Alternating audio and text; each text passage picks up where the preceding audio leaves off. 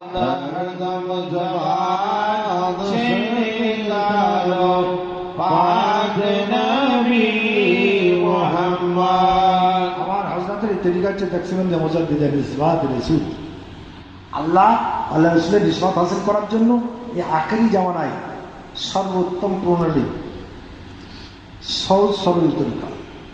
আল্লাহ হোসেন রহমান বললেন সহজ সরল তরিকা।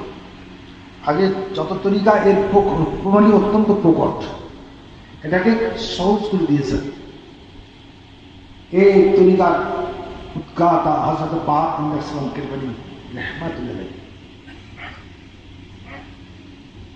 হযরত হোসেন রহমানের তরিকায় বায়াত হওয়া মানে আল্লাহর পথ অবলম্বন করা। আল্লাহর পথ অবলম্বন করলাম, আমি ইখলাসের সঙ্গে তওবা করিলাম।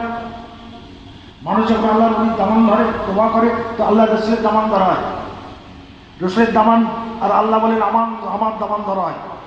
মায়ের পেট থেকে শিশু যেমন নিষ্পাপ হয়ে যায়, আল্লাহর নবীর দামান ধরে তওবা করার পর বায়াত গ্রহণ করার পর ওই রকম নিষ্পাপ হয়ে যায়। আমার হাজার কচৌড়ারি বায়াত করে বলতে অতীতের গুনার কোনো হিসাব লাগবে না। আজ বায়াত যারা হয়েছে এখন নতুন জীবন হিসাব করে চলো। খায় চলার নিয়ম কানুন, তুমি আল্লাহর পথ অবলম্বন করেছো, তুমি আল্লাহর পথে চলবে কি করে? তোমার চলতে গেলে যে যান খোদার পথেতে চলিল দুনিয়া তাহার দুশ্মন হইল। যে যান খোদার পথেতে চলিল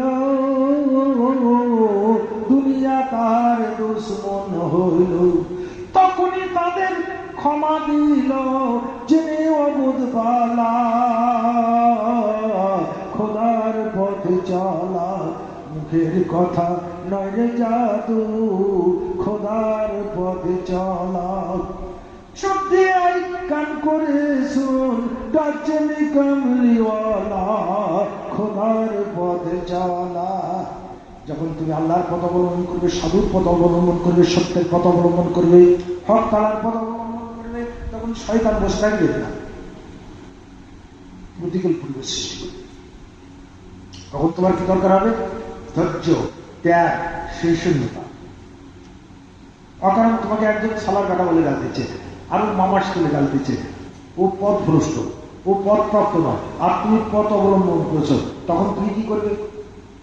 একজন তুমি রাস্তা দিয়ে চলছো তো একটু গোবর তুলে তোমার গায়ে ছড়িয়ে দিল হিংসার বসে, তুমি কি করবে? তোমাকে একটা ঢিল দিলে মেরে দিল, তুমি কি করবে? নবীর তরিকা ইসবাতের রাসূল আল্লাহ নবীকে পাথর মেরেছে, রুটি দ্বারা প্রভাবিত করেছে, সংজ্ঞায় নিয়ে গেছে। আল্লাহ রাসূল হাত তুলে ক্ষমা করে তাদের হেদায়েত প্রার্থনা করেছে। তোমাকে অনুসরণ করতে হবে, একদম নো সাউন্ড। ওগো খোদা বাড়ি তালা, তোমার পথে কেন এতই জ্বালা? তোমার প্রেমিক সকলেই কালা, পীর থাকিলে সহায়, পীর যদি কামেল হয় ওমর ভোলারে। পীরের কাছে সবই পাবি, পীর যদি কামেল হয়। পীর ধরেছে ভুল করে না, তার থাকে না রে ভয়, পীর যদি কামেল হয়। বন্ধুরে আমার, নো সাউন্ড। যারা খোদার প্রেমিক, যারা রাসূল প্রেমিক, এরা কালা বোবা। দুনিয়ার ফিতনা ফাসাদ, রাজনীতি থেকে পাক, কূটনীতি থেকে পাক, তাহলে পারিপার্শ্বিক ফিতনা ফাসাদ থেকে পবিত্র থাকতে হবে। পবিত্র থাকতে গেলে কি করতে হবে?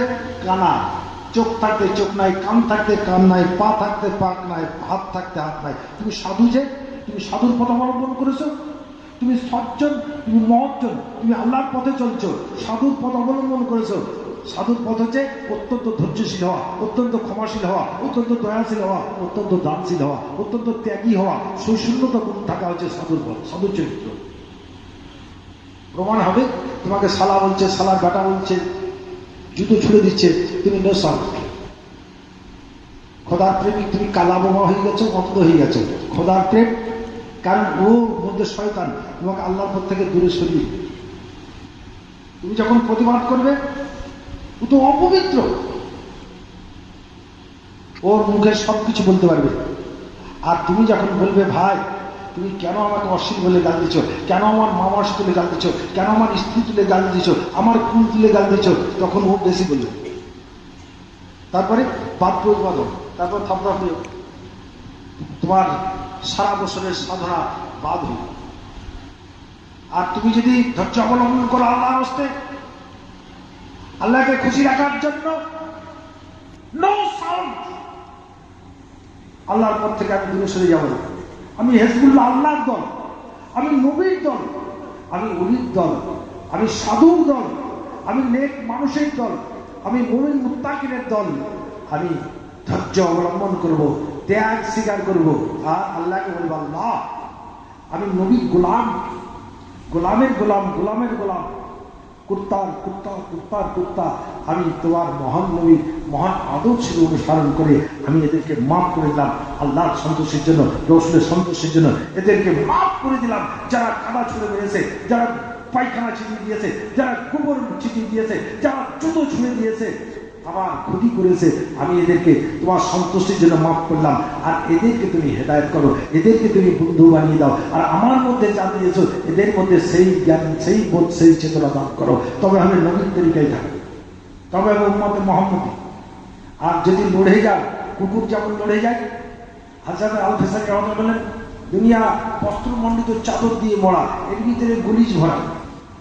কুকুর যেমন চামড়া নিয়ে কামড়াকামড়ি করে, যাদের পরলৌকিক চেতনা নাই, অপার্থিব চেতনা নাই, ইমানি চেতনা নাই, কোরআনী চেতনা নাই, খোদাই চেতনা নাই, পরলৌকিক চেতনা নাই, তারা চেতনাহারা অন্ধকারে পড়ালো, তারা কুত্তার মতো কামড়াকামড়ি করবে, মারামারি, কাটাকাটি, খুনোখুনি না লেখুলিখি। কথা বলছে হলো সাধু চরিত্রের বৈশিষ্ট্যটা হচ্ছে ধৈর্য, ত্যাগ, সহিষ্ণুতা, দয়া, ক্ষমা। মানুষ ক্ষমার পরে ক্ষমা, ক্ষমার পরে ক্ষমা যখন করবে। জিসাস ক্রাইস্টকে জিজ্ঞাসা করলো, হযরত ঈসা আলাইহিস সালামকে জিজ্ঞাসা করলেন যে মানুষ একই ধরনের অপরাধ করলে কতবার ক্ষমা করতে হবে? বলে 70,000 বার করবে। 70,000 বার ভুল করবে কে? আবার বললেন 70,000কে 70 দিয়ে গুণ করে যতবার হয় অপরাধীকে ক্ষমা করো। ক্ষমাই মানুষের ধর্ম। ভারতের বর্ষের বুকে ঋষি মহর্ষি যারা এসেছিলেন তারা বললেন, বেদান্ত যুগে আর্য ঋষিরা বলেন সত্য ধর্ম, সদাচরণ ধর্ম, দয়া ধর্ম, ক্ষমা ধর্ম, ত্যাগ ধর্ম, সহিষ্ণুতা ধর্ম, আর মানব সেবা হচ্ছে পরম ধর্ম। সব ধর্মের চিজ বলতেছে মানুষের সাথে সদাচরণ করো, আল্লাহ তোমার সাথে সদাচরণ করবে। আল্লাহ অপরাধীকে ক্ষমা করো, একজন অপরাধী বান্দাকে তুমি ক্ষমা করো, তোমার জীবনে যত অপরাধ করেছো, যত গুনাহ করেছো আমি আল্লাহ মাফ করে দেব। একজনের আয়ু যদি তুমি ঢেকে দাও, আর তোমার আয়ুকে আমি রহমতের পর্দা দিয়ে ঢেকে দেবো, কেরামিন কাতিবিন দেখতে পাবে না। আল্লাহ এতটাই মানুষকে ভালোবাসে। তাহলে আমাদের চলা কেমন হবে? সমাজে এই দুনিয়ায় এটা পান্থশালা, এটা অতিথিশালা। আমাদের মতো কত অতিথি এসেছে আর তারা সবাই চলে গেছে। আমরা শান্ত, শৃঙ্খলিত, সভ্য, ভদ্র, নম্র, বিনয়ী, সৎ, সাধু, ধৈর্যশীল, ক্ষমাশীল, দয়াশীল, দানশীল, দেশপ্রেমিক, ভারত প্রেমিক, জাতি প্রেমিক। এর নাম হবে সুফিবাদ। ইসলামের সুফিবাদ হচ্ছে এই জিনিস, অর্থাৎ মানুষকে ভালোবাসো, সদাচরণ করো, সৎকর্মশীল হও, নীতিবান হও, নিষ্ঠাবান হও, আদর্শবান হও, চরিত্রবান হও, দয়াশীল হও, ক্ষমাশীল হও, ধৈর্যশীল হও, মহৎ হও, মহান হও। তাহলে মহান খোদা পর্যন্ত পৌঁছে যাবে। মহান হতে গেলে আল্লাহ নবী প্রেম লাগবে, অনুসরণ করতে হবে। তাহলে আমার লড়াই কারোর সঙ্গে হবে না। আমি যখন মরে যাব লোক বলবে জীবনে আওয়াজ করে নিজে একবারে নেগে আল্লাহ নবীর পথে নবীর তরিকায় চলতো, তা জীবনে কারোর সঙ্গে ফেতনা করেনি, কারোর সঙ্গে মারামারি কাটাকাটি খুনোখুনি করেনি, লড়ালড়ি করেনি, মুখ কালাকালি করেনি, তাকে অশ্লীল বলেনি, তাকে কত অশ্লীল বলেছে, তার কত মানুষ ক্ষতি করেছে, কত ব্যথা দিয়েছে, কাউকে ব্যথা দেয়নি, প্রতিঘাত করেনি। এটা আল্লাহ রসুলের আদর্শ, উত্তম আদর্শ, আল্লাহ নবীর উত্তম চরিত্র। এই জগৎবাসী, যারা উম্মতে মুহাম্মাদি, যারা আইয়ে সুন্নির দাবিদার, তাদের চরিত্রে এরকম হবে।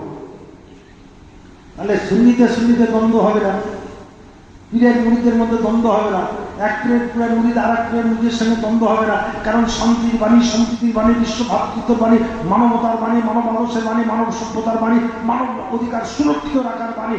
নবীর পরে আল্লাহর ওলিরা শিক্ষা দিবেন, দয়ার নবীর পরে আল্লাহর ওলিরা শিক্ষা দিবেন ধৈর্য এবং ক্ষমা। ইমানকে জ্যোতির্ময় করবে। যে মিথ্যা ত্যাগ করেছে, সত্য বলতে শিখেছে, তার মধ্যে জ্যোতি এসেছে। যে হিংসা ত্যাগ করেছে, অহিংস হয়ে গেছে, সংকীর্ণতা, পরিষ্কারতা, গিবাদ, গিল্লা, বিদ্বেষ থেকে যার দিন পাক হয়ে গেছে, এই দিনে জ্যোতি আসবে, ইসলামের জ্যোতি, কোরআনের নূর, ইলমের নূর, নমাজ রোজার নূর, কালেমা তৈয়বার নূর, জিকির আজগারের নূর আসবে।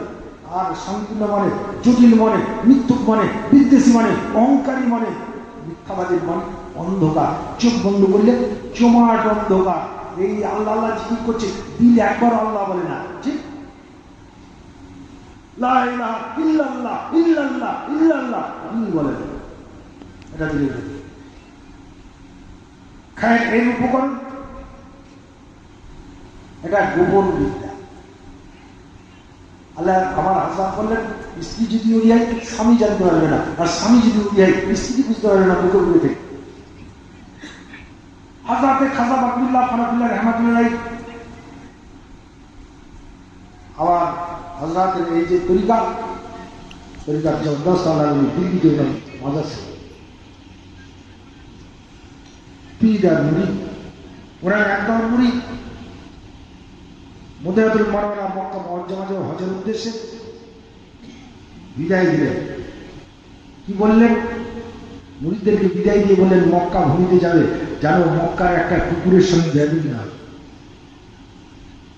মক্কার জমিনের সঙ্গে যেন বেয়াদবি না হয়, মক্কার একটা কুকুরের সঙ্গে যেন বেয়াদবি না হয়। কারণ আল্লাহর নবীর জন্মভূমি। আর মদিনার মাটিতে যাবে, যেন মদিনার মাটির সঙ্গে বেয়াদবি না হয়, মদিনার কুকুরের সঙ্গে যেন বেয়াদবি না হয়। এত বেয়াদবির ভয় করবে, আল্লাহর নারাজ হওয়ার ভয় করবে, এত আদবের সঙ্গে চলবে, এত আদবের আচরণ করবে যেন কোনো মানুষের আঘাত না লাগে। আল্লাহ নবী নারাজ হলে আল্লাহ নারাজ হয়ে যাবে। বন্ধুরে, আল্লাহ নবী কাকে বলে? সকলে হজ করে ফিরে আসছেন। হযরত খাজা ওয়াকিবুল্লাহ ফারাকুল্লাহ রহমাতুল্লাহ হাতে একটা ব্যান্ডেজ করা আছে।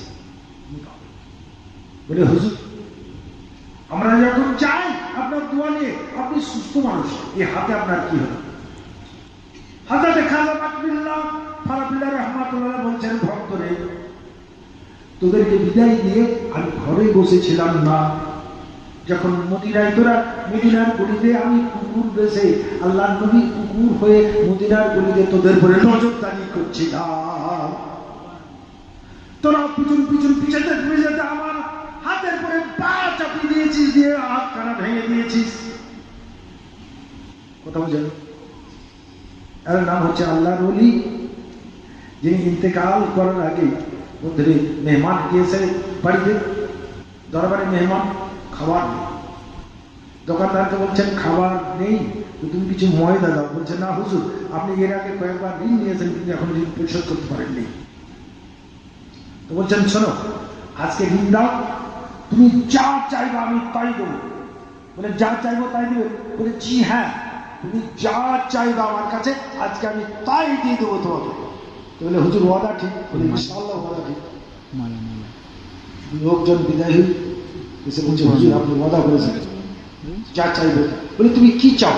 বলে, আমি কি দুনিয়ার কিছু চাই না, আমি চাই আপনি যে খাজা বাকিবিল্লাহ, আমি এরকম খাজা বাকিবিল্লাহ হতে চাই। উনি বলছেন, দেখো এবার থেকে তুমি যা চাইবে আমি তাই। তুমি যদি বাদশাহী চাও আমি বাদশাহী দিতে পারবো, তুমি যদি জান্নাত চাও আমি তোমাকে জান্নাত লিখে দিতে পারি।